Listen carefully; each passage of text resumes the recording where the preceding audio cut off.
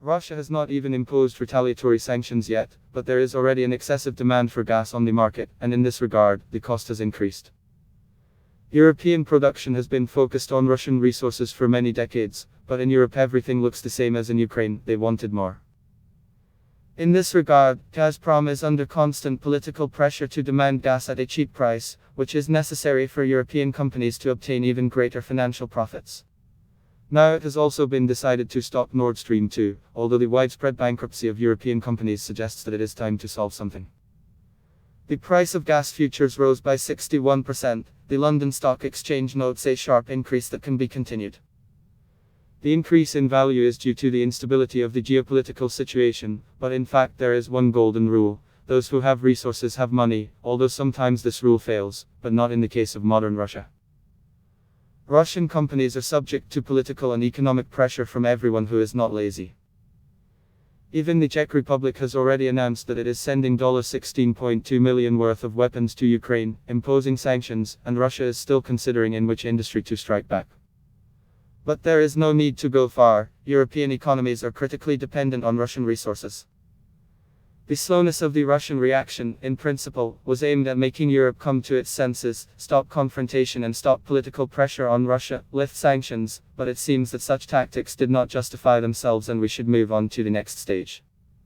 Apparently, the first retaliatory steps will begin next week and, as they say in the Russian government, they will be very painful for European economies. The price of gas has already reached $1 per cubic meters. Europe is creating an artificial deficit for itself, putting everything on the line just to influence Russia. Ukraine has also done this, and where is this Ukraine now? In Europe, they simply do not know what Russia's retaliatory sanctions will actually be. It is kept secret. But there will be a surprise, and it will not be entirely pleasant. It will be more like a cooling shower in a wild mountain river. The so-called external political risks will be the opening of the year for Europe. Russian stocks have already fallen by 30% in a week, and Scholz says sanctions against Russia are working. Soon, Russian politicians will also report that sanctions against Germany are working and bringing excellent results. Annalena Baerbock happily announced that the SP-2 project has been frozen. Let's look at her enthusiasm in a while when Russia's response is announced. Russian politicians say it will be very sensitive for Europe. Firstly, a rule may be introduced for trading with those who have imposed sanctions against Russia, trading exclusively for rubles. If they don't want to, let them not buy goods, the goods will be redirected to Asia. Europe mainly buys oil products and gas from Russia. It is impossible to find such volumes on the side. They will buy for rubles and will not go anywhere.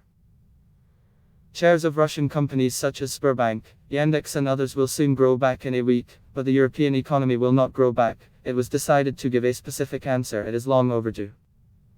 The bankruptcy of major European industrialists will continue, and results will appear soon. As JeanJacques Russo said, patience is bitter, but its fruits are sweet.